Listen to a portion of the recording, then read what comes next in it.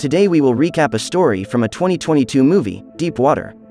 At the beginning of the movie, a man named Vic Van Allen is shown coming home from his cycling routine.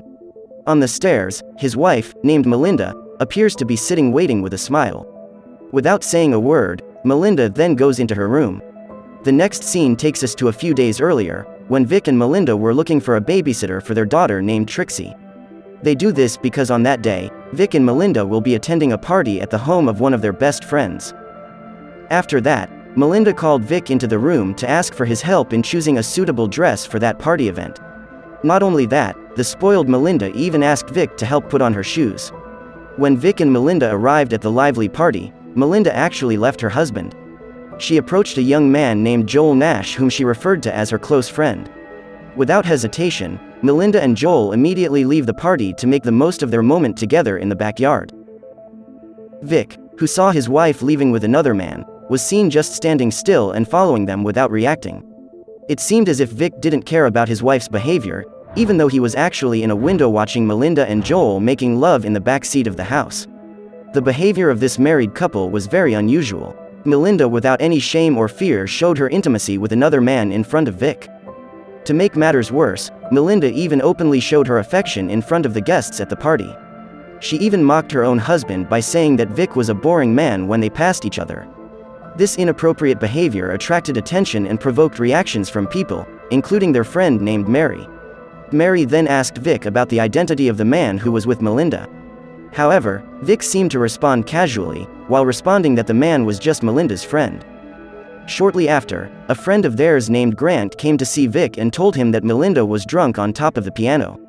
However, Vic couldn't help but sigh, seeing his wife's drunken behavior and being in the spotlight of everyone at the party. Melinda then began to play the piano while singing in the center of the room, and received a rousing reception from the invited guests. In the middle of the event, Vic finally approached Joel, the man who became his wife's affair. On this occasion, Joel thanked Vic for allowing him to have a close relationship with Melinda. Although he didn't show any jealousy, Vic started telling stories and reminded Joel that Melinda had also previously dated a man named Martin. However, all of a sudden, Martin suddenly disappeared and has never been seen again since 1 month ago because Vic claimed to have killed him. Seeing the frightened look on Joel's face, Vic then clarifies that what he said was just a joke. However, Joel seems to take it seriously and believes that Vic really has killed Martin. Joel also left the party after previously saying goodbye to Melinda. Seeing Joel's confused and scared look, Melinda immediately asked Vic questions after the party ended. She wanted to know what Vic had said to her affair man, so that Joel suddenly wanted to leave. Vic lies and replies that he didn't say anything to Joel. After returning home, Vic went to the room where he kept and farmed snails. There, he watched the snails reproduce, as a way to refresh his mind from all the problems that were facing him. The next morning, when Vic was with his daughter in the kitchen to make an experiment, Melinda suddenly said that one day their daughter would become a bomb maker like her father. However, this remark was immediately denied by Trixie, who said that her father was not a bomb maker, but only a chip maker for military drones. It should be known that Vic used to work as a maker of chips that are fitted into military drones. However, because he felt that his finances were already sufficient, Vic finally decided to retire and focus more on activities such as cycling and partying with his friends. Then, as Vic was heading home after dropping his daughter off at school, he met one of his friends who called him a murderer. It was revealed that the news of the conversation between Vic and Joel some time ago has spread widely in the community. In fact, his close friends also began to question Vic about the truth of the news. One of them was Grant, who told Vic that it was better for him to reprimand and control his own wife than to threaten Joel with dangerous jokes. Meanwhile, after returning home, news about the prank made by Vic finally reached Melinda's ears. This made Melinda angry with Vic. She said that it was inappropriate for Vic to make jokes or threaten Joel about Martin's disappearance. Melinda also plans to invite Joel to dinner at their house and force Vic to apologize to Joel for his previous words and attitude. Long story short, Joel came to fulfill Melinda's invitation. When the meal arrives, the atmosphere becomes awkward as Vic and Melinda start insinuating things to each other.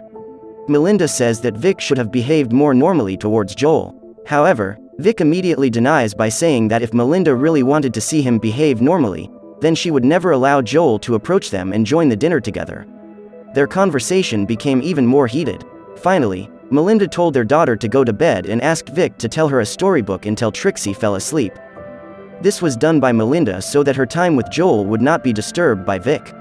Moments after putting Trixie to bed, Vic saw Melinda making out with Joel downstairs, and his face clearly looked unhappy with their behavior.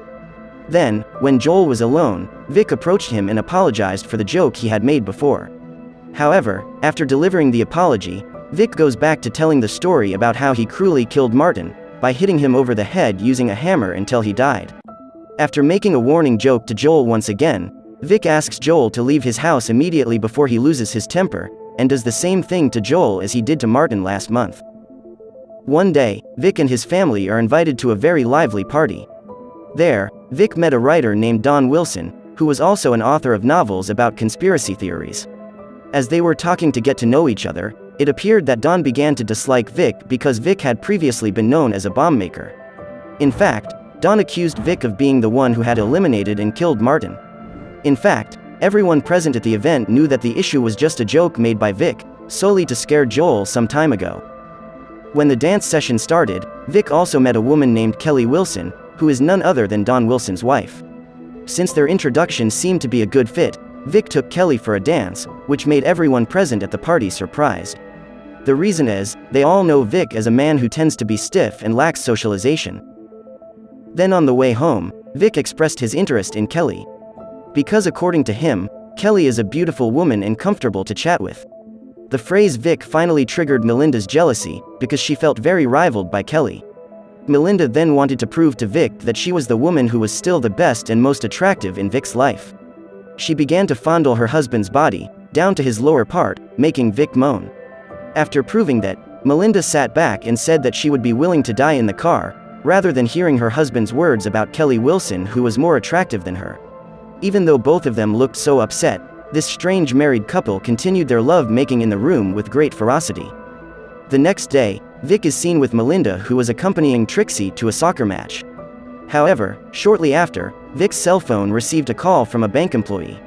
The person informed Vic that his wife had made a money transfer of $3,000 to a man named Charles. According to information from the bank, the money was sent by Melinda in the form of a check to pay for private piano lessons to Charles.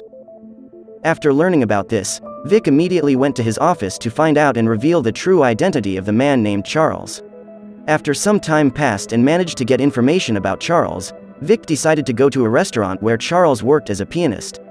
However, a surprise awaits Vic there when he sees Melinda also arriving with the intention of watching Charles's performance and possibly meeting him.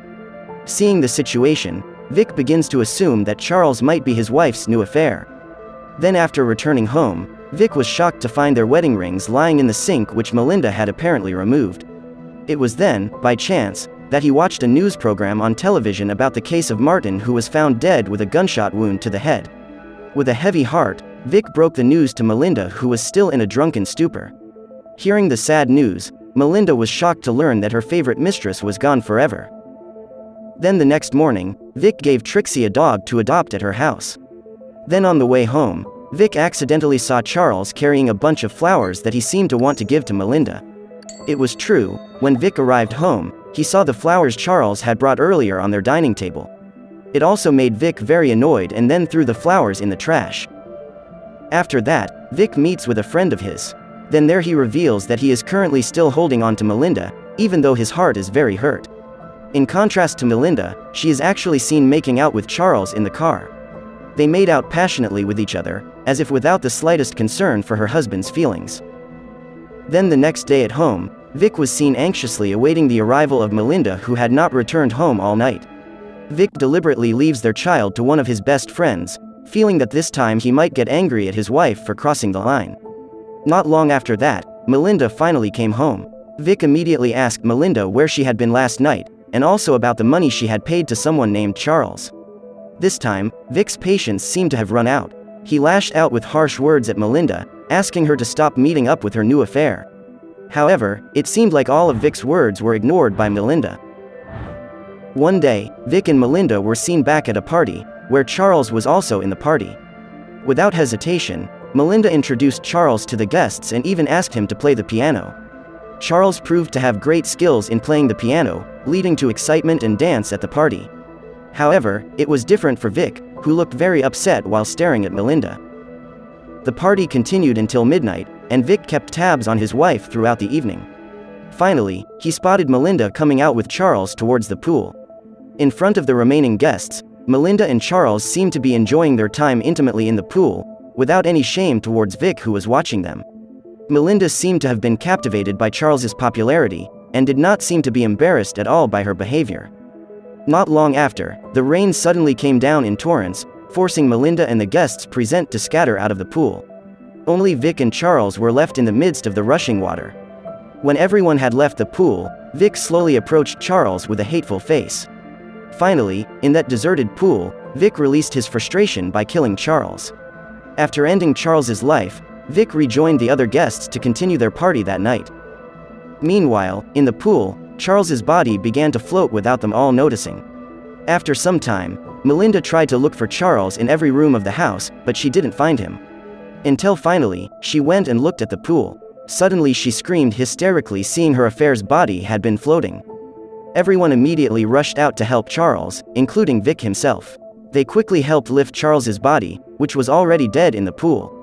However, due to the slippery floor, bad luck befell them again. Charles's body slipped and his head hit the edge of the pool, causing him to die instantly.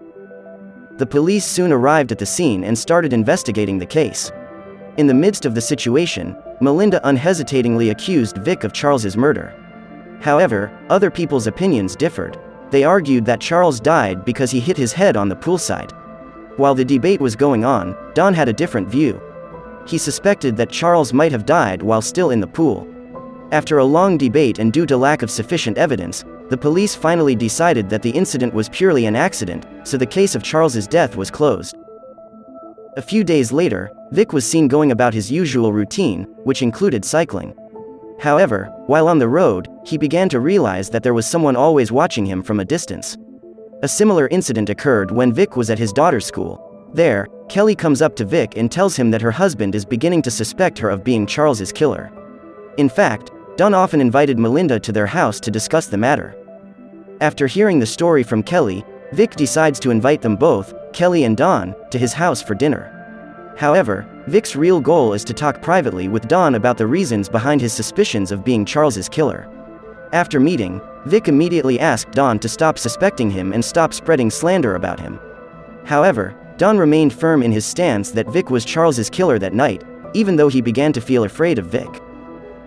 The next day, after dropping Trixie off at school, Vic saw a car that he had suspected was always following him, parked at a restaurant. When Vic took a closer look, he was surprised to see a camera installed in the car. Vic's conviction that the owner of that car had indeed been watching him all this time grew stronger. Without hesitation, Vic decided to enter the restaurant. In his heart, such great suspicion made it difficult for him to trust anyone. However, when Vic was finally inside the restaurant, he was shocked. There, he saw Melinda sitting with a man who turned out to be the owner of the car. Eventually, after getting to know the man, Vic began assuming that the man was not his wife's new affair. Instead, Vic suspected that the man was actually the one who had been following him all along. Although the man claims to be David and a psychologist who plans to open a new practice in the city, Vic remains suspicious that the man is actually a private detective hired by Don and Melinda. After leaving the restaurant, Vic decided to go to Don's house with proof of the money transfer Melinda had made to Don's account. When he arrived at Don's house, Vic emphatically revealed that Don had crossed the line by interfering in his domestic affairs, which made Kelly feel very embarrassed and angry with her husband. Afterwards, when Vic was about to return home, he again found Melinda with her new boyfriend. Unbeknownst to Melinda, Vic soon decides to follow them wherever they go. At night, while Vic was bathing his daughter, Trixie innocently asked about Charles's death. While smiling at her father, Trixie also said that she knew that her father had been the one to kill Charles. Vic realized his daughter's innocent words, but instead told Trixie that she had to keep the matter a secret so that it would not be known by others. The next day, Vic invited Melinda's new boyfriend to his house. It turned out that the man was Melinda's former lover named Tony. Melinda's behavior was getting worse and worse. She had even dared to tell Vic that she had slept with Tony. Insolent again, that day they again repeated the depraved act in front of Vic without the slightest sense of guilt. Finally, on a sunny day, Vic steadily approaches Tony, who is on foot. With confidence, Vic told him that Melinda was waiting for him at a house they were considering buying. Without hesitation, Tony immediately believed Vic's words and immediately joined him to go to the place. Unexpectedly, however, Vic directs Tony to a forest near the river, where he often cycles. Vic, who already knew every curve in the area, drove his car at full speed into the depths of the deserted forest. When they arrived near the end of the ravine, Vic stopped the car abruptly. Then after Tony got out of the car, Vic immediately threw a rock and hit Tony in the head. He then picked up a bigger rock and then threw it directly at Tony, until finally causing Tony to bounce down and fall into the ravine. Then made his head hit a big rock and died instantly. Realizing Tony was dead, Vic rushed to drag Tony's body to the riverbank. After taking his wallet, he then drowned Tony's body in the river with a big rock as a ballast. After killing Tony, Vic went back to his house as if nothing had happened. He even toasted with his daughter. The next day, Vic took his wife and child on a picnic to the same place where he killed Tony.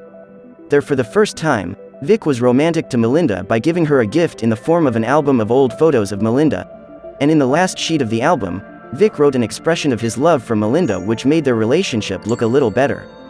Sometime later, when Vic was looking for Trixie on the riverbank, he saw Tony's body begin to float to the surface of the water. After that, Vic took his family home immediately. Unfortunately, Melinda left her favorite scarf behind. So, she wanted to go back to retrieve it. Vic then told Melinda that he would return alone to retrieve her favorite scarf. After arriving home, Melinda went into Vic's snail pet room. There she was surprised because she found Tony's wallet. Melinda immediately assumed that Vic might have killed Tony. Realizing this, she then called and informed Don of her findings, and also informed him that Vic was heading to the forest. Meanwhile, Vic is trying hard to hide Tony's body by drowning it, but his efforts keep failing. Unfortunately, that's when Don suddenly appears with a scarf belonging to Melinda. Don, who begins to suspect Vic's activities in the place, tries to approach him. However, suddenly Tony's hand floating in the water made Don shocked and frightened, and he immediately ran. Don finally saw for himself that Vic was a murderer, and he immediately reported the incident to the police. Meanwhile, Vic realizes that his crime has been exposed. He tries to chase Don. However, Don had driven off in his car at high speed through the dense forest. After racing to catch up with Don for a long time, Vic finally manages to cut off Don's lane, which takes Don by surprise. Don then lost control and his car plunged into a ravine, causing his death. After facing all the troubles and horrific events, Vic finally returns to his routine of riding his bike. When he arrived home, Melinda greeted Vic with a smile, then left without saying a word to her husband. Inside the house, Melinda burns 2 pictures of Tony, and the movie ends.